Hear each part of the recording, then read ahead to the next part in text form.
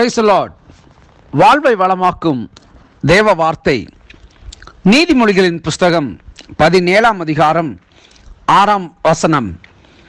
பிள்ளைகளின் பிள்ளைகள் முதியோருக்கு கிரீடம், பிள்ளைகளின் மேன்மை அவர்கள் பிதாக்களே. பிரியமானவர்களே, இந்த வாக்கியத்தை நாம் தியானிக்கிற பொழுது இதில் சொல்லப்பட்ட காரியங்களை சற்றே நாம் ஆராய்ந்து பார்க்க வேண்டும்.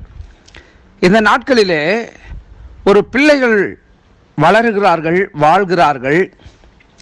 அது அதோடு முடிந்து போகிற ஒரு காரியம் இல்லை. ஏனென்று சொன்னால், பிள்ளைகள் நற்காரியங்களை நல்ல ஒரு வேலை காரியங்களிலே அவர்கள் அமர்ந்திருக்கிற பொழுது அவர்களை குறித்து மற்றவர்கள் பேசுகிற காரியம், என்ன அருமையா பிள்ளைய வளர்த்துருக்குறாங்க அவங்க தாய் தகப்பன்மார் என்றெல்லாம் பேசுவாங்க.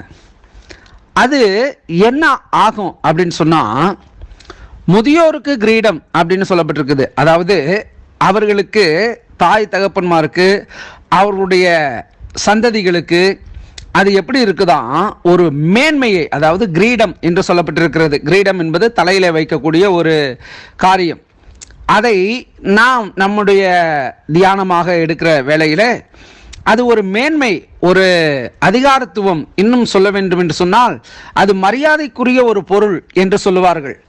அப்படி பிள்ளைகள் வளர்ந்து தங்களுடைய வாழ்விலே செம்மையானவைகளை செய்து நல்ல ஒரு நிலையை அவர்கள் அடைந்து இருக்கிற பொழுது அவர்களை குறித்து உலகத்தார், மற்றவர்கள் எல்லோரும் பாராட்டுவார்கள், சந்தோஷப்படுவார்கள், நல்ல ஒரு வார்த்தைகளை சொல்லி அவர்களை வாழ்த்துவார்கள். இவைகள் எல்லாவற்றுக்கும் அவருடைய தாய் தகப்பன்மார் முக்கியம் என்று, அந்த தாய் தகப்பன்மாரை குறித்தும் சரியாக பிள்ளைகளை வளர்த்திருக்கிறார்கள் என்று வார்த்தைகளை சொல்லி மேன்மைப்படுத்துவார்கள். அதை தான் இந்த வசனம் சொல்லுகிறது. பிள்ளைகள் முதியோருக்கு கிரீடம், பிள்ளைகளின் மேன்மை அவர்கள் பிதாக்களே என்று சொல்லப்பட்டிருக்கிறது. ஆம், ஈசாக்கினுடைய தகப்பன் ஆபிரகாம். தேவன் முற்பிதாக்களை ஆசீர்வதிக்கிறார் என்று வேதத்திலே பார்க்கிறோம். ஆபிரகாமையும் ஈசாக்கையும் யாக்கோபையும் தேவன் ஆசீர்வதித்திருக்கிறார். இந்த ஆபிரகாமுடைய ஆசீர்வாதம் பூமியால் தாங்க முடியவில்லை.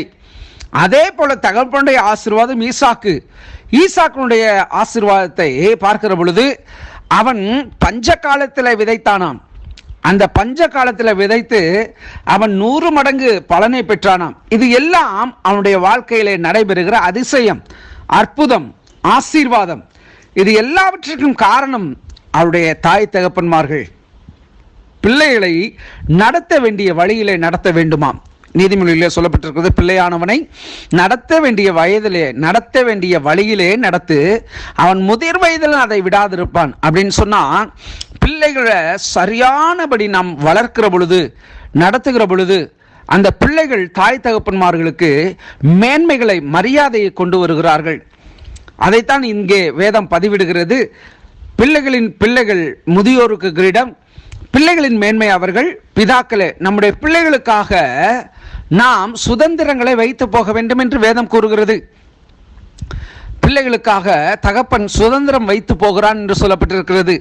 இன்றைக்கும் அநேக தாய் தகப்பன்மார்கள் தங்களுடைய வாழ்நாள் முழுவதும் அவர்கள் ஏகபோகமாக வாழ்ந்து கொண்டு தங்களுடைய பிள்ளைகளுடைய நிலையை இல்லாமல், ஏதோ வருது போகுது, ஏதோ இருக்குது, சாப்பிட்றோம் போகிறோம் அப்படின்னு என்ன பண்ணுறாங்க, நினைத்து காலங்களை கடைத்து விட்டு பிள்ளைகளுடைய ஒரு நிலை, பிள்ளைகளுக்கு ஒரு சரியான நிலை ஏற்படுத்தி கொடுக்காதபடி இருக்கிற சூழ்நிலையிலே சிலர் அவதிப்படுகிறதை, அலைந்து திரிகிறதை, சிலர் கவலைப்பட்டு கொண்டிருக்கிறதை நானும் பார்த்திருக்கிறேன்.